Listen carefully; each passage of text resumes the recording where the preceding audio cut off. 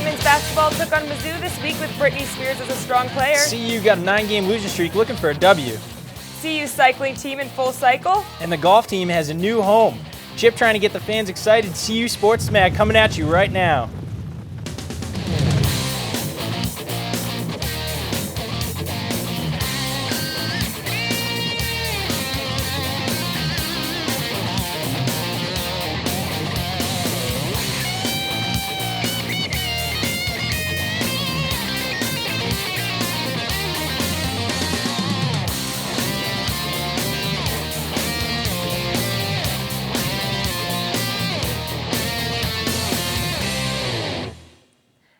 Welcome to Sports Mag. I'm Katie Blackwell, sitting alongside Andrew Tomasini, and we've got a great show for you today, even though the Buffs did not do all that well in athletics this week. Tough week for the Buffs. We had a showdown Wednesday evening as CU tried to end their 9-game losing streak against Texas A&M, so let's take you to the Coors Event Center, and here's the CU Express getting amped. Started off here with Corey Higgins hitting a Cuddy Toby Vale down low for 2. Tomlinson in the middle, good D by the Aggies here, hits 2 of his 4 on the evening, but CU staying hot. Big man Casey Crawford from long range, career high 10 points, but counter the Aggies. Donnie Sloan, little stutter step here, making it look easy with the floater. More moves here from CU. Look at the effort. This kid's spinning, dancing all over the floor. Maybe need to get him back in the game. Aggies breakout. Josh Carter throwing it down. Big man had 18 points on the evening, but BJ Holmes for the Crimson nets 3 of his 16 points for the Aggies. Corey Higgins finished with 26 on the evening. Watch the degree of difficulty here as Tomlinson pushes it to number 11.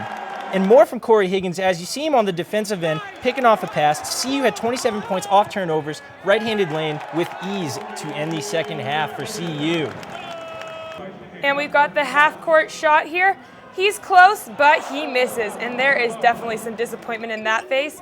Pass, and shot. Oh, Corey Higgins puts it right in the basket. Coach Bizdelic cheering them on, and we've got a shot. Oh, and Texas A&M gets another one. And it's Josh Carter once again, and three-pointer, nothing but net. Brian Davis, slam dunk, and that's Texas A&M doing pretty well here. Jamel Jackson, of course, looking disappointed on his senior night. Higgins flying through the air. He's got another basket. He is a stud right here, hoping maybe they can win. But, oh, Texas gets the ball again, and they score. CU, disappointment right there on their senior night, and the final score, Texas A&M 72, Colorado 66. Yes, CU had it tough right there, and as you know, the men's basketball team sealed the deal in a less than lackluster season here at home with a loss to Texas A&M on Wednesday night. Well, unfortunately for the Buffs, senior Jamel Jackson Wilson, it was Wednesday night, and that was senior night, and what better way for the Buffs to bid farewell to their only senior with yet another disappointing Big 12 loss. Regrettably, Wilson had to watch all but 7 minutes of his last home game from the bench after running into foul trouble and giving up 5 of the Buffs' 10 turnovers on the night. Despite the disappointing season, Jamil will also be remembered as on campus for his outstanding leadership abilities, positive attitude, and of course, his infectious smile. We wish him all luck in his future endeavors, and the fans and his fellow players will miss him dearly. Super soft Corey Higgins was at it again last Saturday afternoon, this time scoring a team high of 20 points against the Baylor Bears. And once again, the Buffs fell short in Big 12 play, losing 75-57, after a late second half run allowed the Bears to pull away. After Casey Crawford gave the Buffs a 50-48 lead, Baylor's Curtis Jarrells ignited the Bears to a 17-0 run to end the game. Junior Dwight Thorne added 12 points and 6 boards, but it was Jarrells that stole the show, putting up 24 of his 29 points in the second half. Higgins led the team in scoring for the 16th time this season and the 18th time in his career. Toby Vale scored 10 points in this week's basketball game against Texas A&M. Sports Mag's own Haley Samuelson caught up with Vale for the final freshman spotlight. I think it's been a big transition, basically temperature-wise, because I'm not really used to the snow and cold weather. But I think I adjusted a little bit as I got out here. High school basketball isn't that intense as college basketball, and it's college basketball. Everybody can play from every team, and high school is only like one star on each team, so that's what they look at. Making the transition to college, Veal explains his quickly built bonds with his coaches and teammates on the CU basketball team. So I got pretty close to the coaches first, but I met the players like after I met the coaches, and I'm more close to the freshmen more than the upperclassmen. Coach Bizdelic is a pretty good coach, but a nice person at the same time. And he coached in the NBA for quite a while, and I think that he has the potential to push me where I want to be at. Well, I'm trying to make it to the NBA, but I'm coming to school for either business or sports leadership, so in case I don't make it, I can still coach or do something business that I can stay with. There you have it. Toby Veal is this week's Freshman Spotlight. I'm Haley Samuelson, CU Sports Mag. Thanks, Haley. And as you know, coming up, we're going to have this week's edition of Double Team, talking a little bit of CU hoops here today. And we'll also take a look at women's basketball highlights right after the break. Someone once said, we all come into this world alone. And we leave the same way. But in between, we have the chance to connect and help each other. To find ways you can do something to connect with the people in your community, call the Points of Light Foundation at 1-800-VOLUNTEER. Volunteer. Get connected.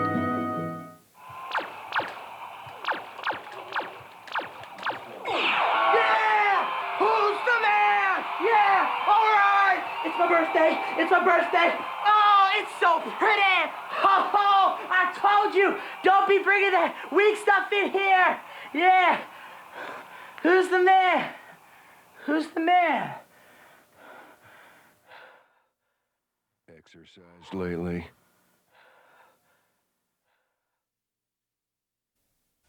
So today is your birthday, that is what I've been told. What a wonderful birthday, you're 1 year old. On the cake there'll be candles, I'll light it for you.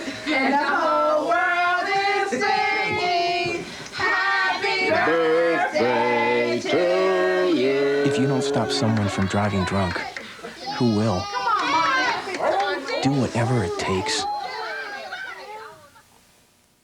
Welcome back. We've got some highlights from the women's basketball game this week against Mizzou. Let's take a look at those. Here's Britney Spears. She's getting excited for the game, pumping everybody up.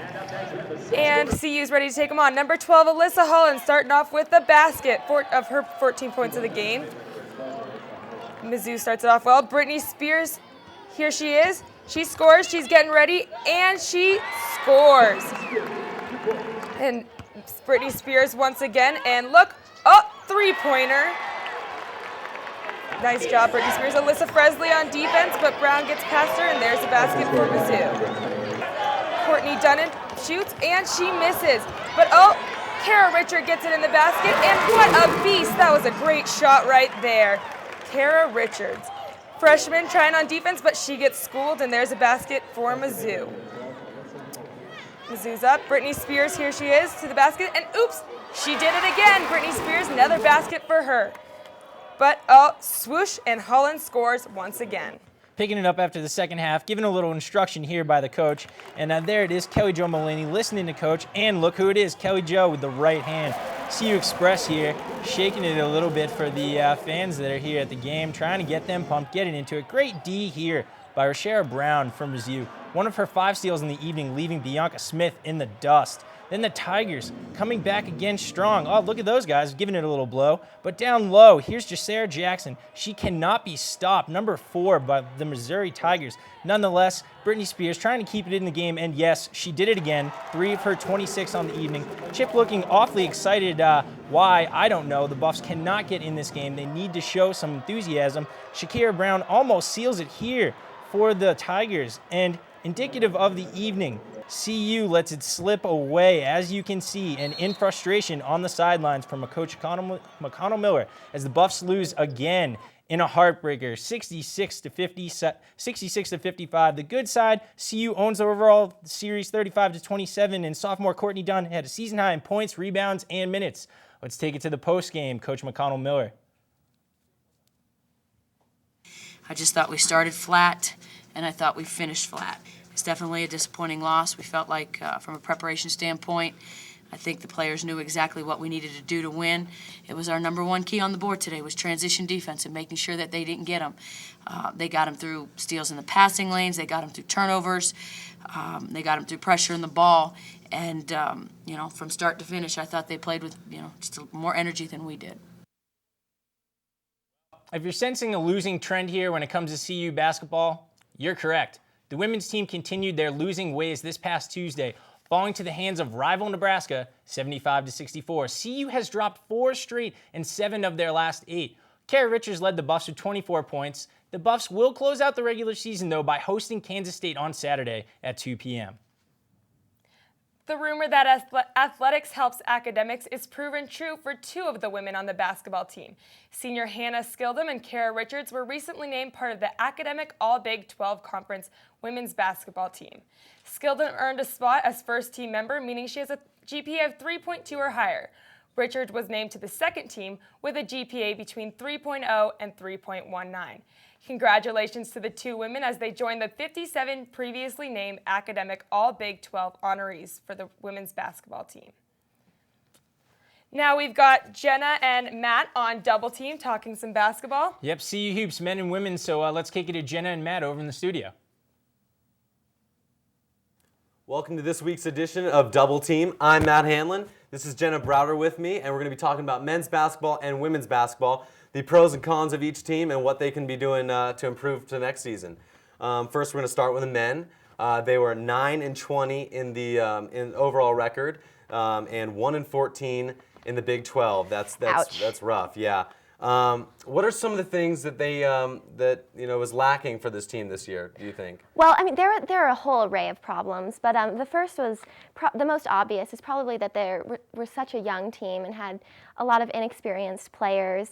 I mean, there's 1 senior and 5 freshmen, and then there's also the whole season they just had a lack of their mentality. They just couldn't finish the game and a lot of the games, and a lot of games were really close. And on top of that, it was a competitive league with 3 of their competitors in the top 25. And so there's just a whole set of problems, but those are some of the more obvious ones. And what would you say were some of the more positive aspects of the season for the men? Well, you said, they played against Oklahoma, Missouri, and Kansas. They're both they're all 3 are in the top 25. Mm-hmm. Really solid. But things that they can look forward to and that were good this season or Corey Higgins. He was solid on the offensive side, really getting some good offensive plays. Assists, rebounds, putting it in.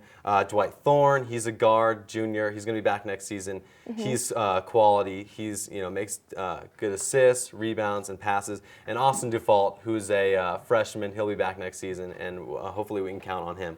But we're going to go to a quick commercial break. But after, we're going to be talking about women's basketball and the success they had. Come on, David. Come on, David. Let's go, David. Come on. Come on, David. You got the love.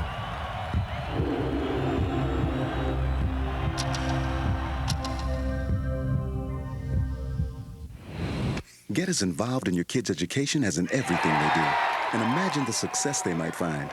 Stay in touch with the teacher. Visit the school. For more tips, call 1-800-281-1313.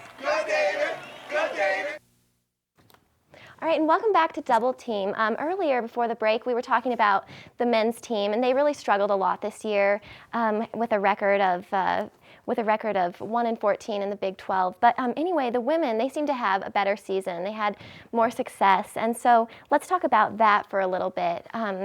What were some of the positives for the women? I'd say, they had good seniors. They had Kara Richards, center, senior. She's the emotional leader. She really pushes other players to play well. Bianca Smith, she can drain from 3. She's got the ball, as you can see right here. Kara Richards, she's really good. Brittany Spears, quality. She's probably the most talented player. They're going to be having her back next year. They just played solid. What do you think were some of the tougher things that the women had to face this year? Well, like the men, they had an even tougher league. There were 6 teams that were in the top 25 that they had to play against, and so that just made for a really tough schedule. And the league was definitely not easy. But on top of that, though, they did have a lot of really talented players, like you said. A couple of the others were Alyssa Fresley. She's a freshman, but she was actually starting early in the season, so that was really exciting to watch her, and we can really look forward to her seeing her play in these next 3 years. And also there was Britney Spears, like you said. She was just one of the best players in probably in the Big 12 league, and so. She's really good. She's going to be coming back next year, so we can really look forward to her.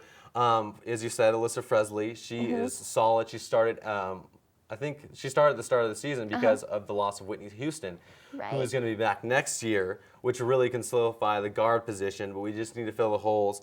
Bianca Smith, because she's got that long three, and then Kara Richards down low. She's solid, plays good D, and she knows what the coaches expect of her and the rest of her team, and she really comes through in the clutch when they need it, like in the Nebraska game. That was a big game for us here. Yeah.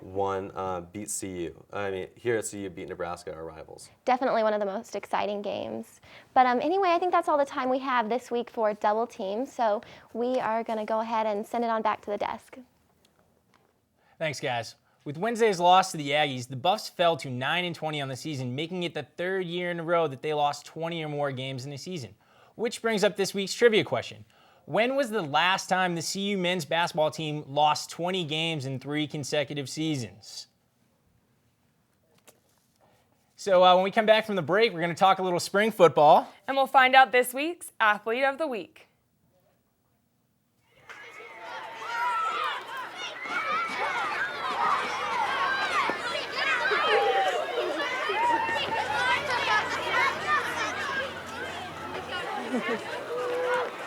Let's sit down for a second, okay? So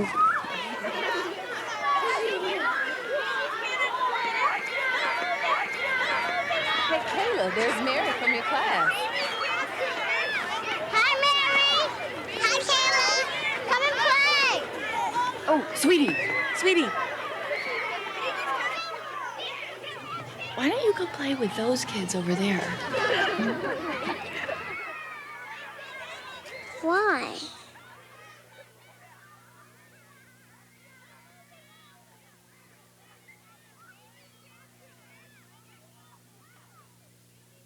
Imagine the power of one voice. Find yours at freedomcenter.org. You know, we sing for millions of girls, but helping out in schools, that's the real deal, baby.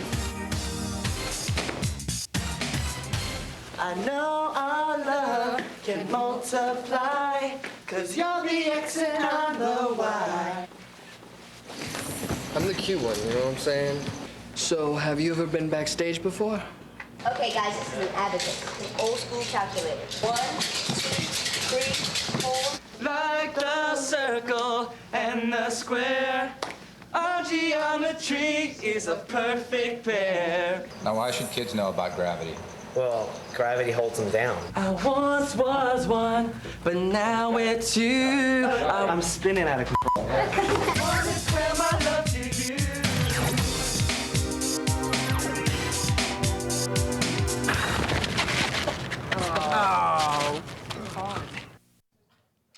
Well, it's about that time of the year again. With most of Colorado's teams winding down their seasons, football frenzy is sure to kick off again soon.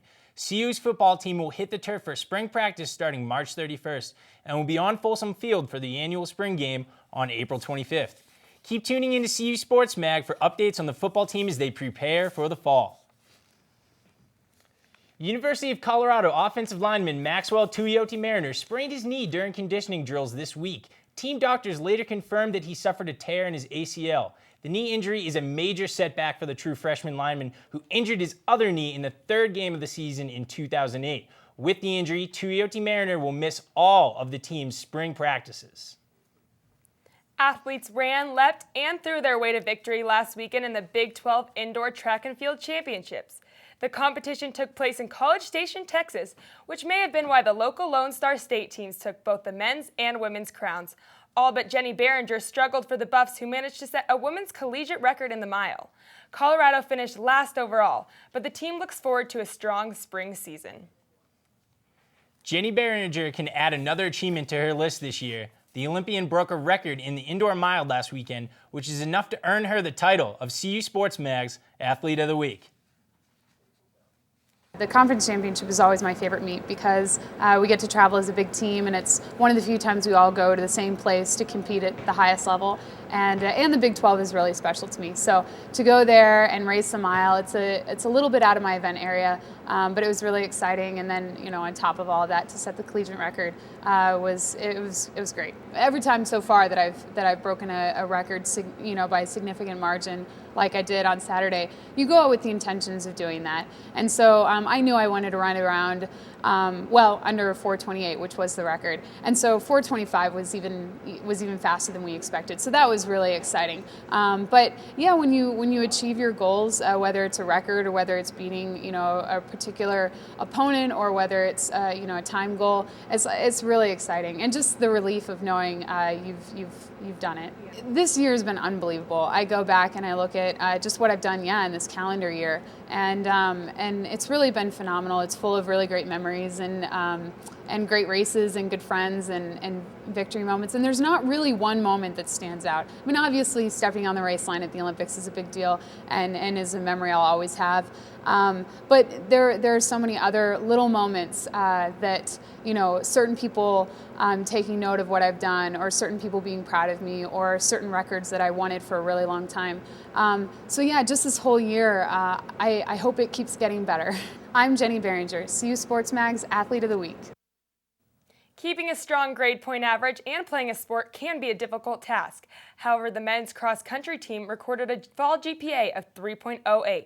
If you think that's impressive, the women's team had an even higher average GPA of 3.38. Both teams were given all academic team honors on Thursday. The Buffs' own Richard Medina was also named to the prestigious all-academic team. Congratulations to all members of the cross-country team for using your brains and your brawn. And we're going to take a break here, but afterwards we'll find that answered out to that trivia question we've been dying to hear. Yep, we'll hit the links for the golf team as well and check out their new home, so sit tight. Listen to me just a second. We don't want to be at your party any more than you want us here. What could we have done to avoid this? Keep the noise down so no one complains. Hey, guys, keep it down. The neighbors are complaining. Make sure anyone drinking alcohol is at least 21. You sure you're old enough? And finally, make sure that you don't have too many people. Man, that would have been easy. I wish I had known the rules. Now you know. Avoid trouble. Know the rules.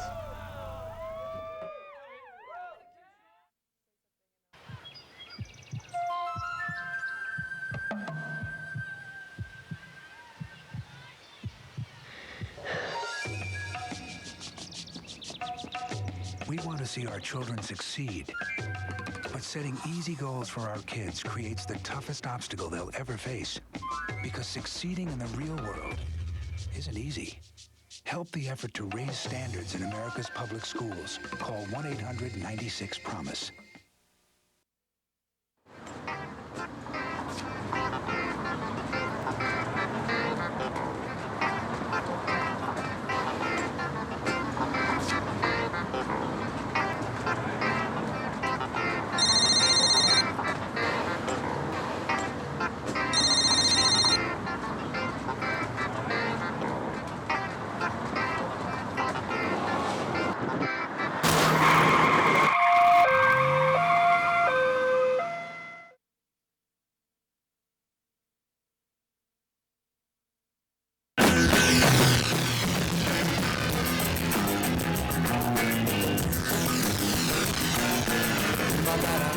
What is Recyclemania? Recyclemania is cool! Recyclemania is a friendly competition between over 200 colleges and universities across the nation to see who can recycle the most over the course of a 10-week period. You can help CU win Recyclemania by reducing your waste and recycling as much as you can. Remember, 80% of our trash is recyclable. Earlier we asked when the last time the men's basketball team lost 20 games in 3 consecutive seasons. And the answer is, there is no answer. Never before in the 108-year history of the program have the Buffs lost 20 games in 3 consecutive seasons. All South Division schools in the Big 12 have home golf courses, and now CU has joined the crowd. This past Monday, golf alum Steve Kerb purchased Vista Ridge Golf Club. It will service both the men's and women's golf home team's home course. This new course is located in Erie, Colorado, and is now known as Colorado National Golf Club. Both teams are excited about being able to play on one of the finest and level playing fields in all of college golf. Colorado National Golf Club is a dream come true for head coaches Roy Edwards and Kelly and both of their teams.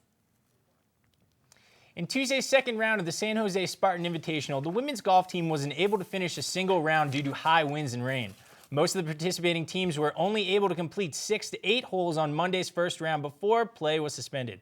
The decision was made Tuesday morning to cancel play entirely. The team will now head back to Boulder in preparation for the LSU Cleveland Golf Classic in Baton Rouge, March 13th through the 15th. The women's tennis team suffered yet another tough loss when they faced DU at the Stapleton Tennis Pavilion last weekend. Losing the match 7-0, the lone bright spot in the loss for the Buffs, Franziska Gendrian. Gendrian, a senior and a native of Germany, surpassed Jessica Garo for most doubles victory in CU history. The win marks Gendrian's 70th of her career. The Buffs will have to wait till March 13th for another chance to get back in the win column when they host an open Big 12 play against rival Oklahoma at 2 p.m. in the Millennium Harvest House Bubble. CU cycling team spun into Fort Collins in full force this past Saturday. The Buffs attended the Colorado State Criterium and proved that this may be the year for the force to be reckoned with the team boasts nearly 30 women that said 100 men this year.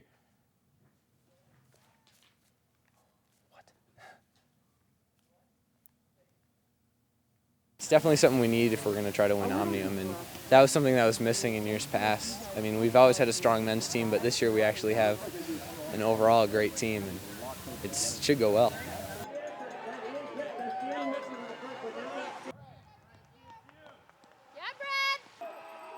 Although the team had a strong showing this weekend, Kelly Rydgen was the only winner for CU. Ryan snatched the win from CSU in a sprint finish during the men's race, and the team heads to the University of Denver for another criterium on Saturday. And we're going to take it to weather right now. I'm interested to see what this weekend's going to look like. Yeah, me too. Amanda Blackwell has it right here.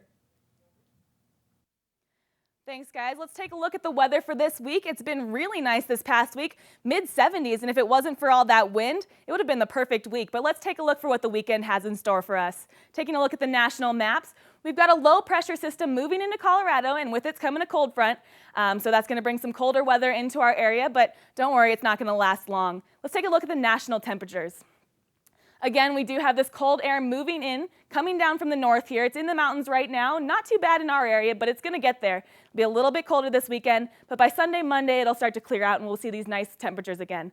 So let's specifically look at that Boulder weather. Friday's not a bad day, 55-degree high. And by Saturday, we're going to see a little bit of rain, a little bit of snow, only a 39-degree high, but that's okay. We need this precipitation in this area. So it's okay for the Denver area. We can suck it up for one day. But by the weekend, Sunday, Monday, it's going to be much nicer, and we can all come back outside and play some soccer or whatever. And let's take a look at the ski resorts if you're heading up there. All right, Breckenridge. All of their trails are open, and all but 3 of their lifts are open. They do have snow in their forecast, which is a good thing because they've been very dry up there, just like we have down here. Let's move on to Copper Mountain. And Copper is also seen not much snowfall this last week, but they do have a base snow of 57 inches, a lot of packed powder, so maybe not the best conditions right now, but again, they're going to see some snow, so there may be some fresh powder up there this weekend. Keystone's going to be pretty much the same as the rest of them, no recent snowfall. They have a little bit warmer weather up there. They're a high of 40, low of 15, so they've got some good temperatures going up there. Nice weather to go skiing. And finally, moving on to Vail, which is my favorite resort. Let's take a look at that one. They also have a nice weather up there, 35-degree high, 14-degree low. Once again, snow in their forecast. Their base is at 55 inches. No recent snowfall for them, so a lot of packed powder, but they're going to see a lot of that fresh powder as the weekend continues. And I know a lot of people haven't wanted to go up to the mountains this last week because it's been so nice down here. They haven't wanted to go up to the cold. But this weekend, it's not going to be quite as nice down here in Boulder, so it might be a great weekend to head up to that mountain because they're going to have a lot of fresh powder, and it'll be a great weekend to go skiing. Back to you guys. Well, it was a tough week for CU Buffs in athletics this week, but hopefully next week will be a better one. Yeah, I mean, it can't get much worse than it did this week. So, hey, we got good times to look forward to. So thanks for joining us today. Andrew Tomasini, Katie Blackwell on CU Sports Mag, and have a good weekend.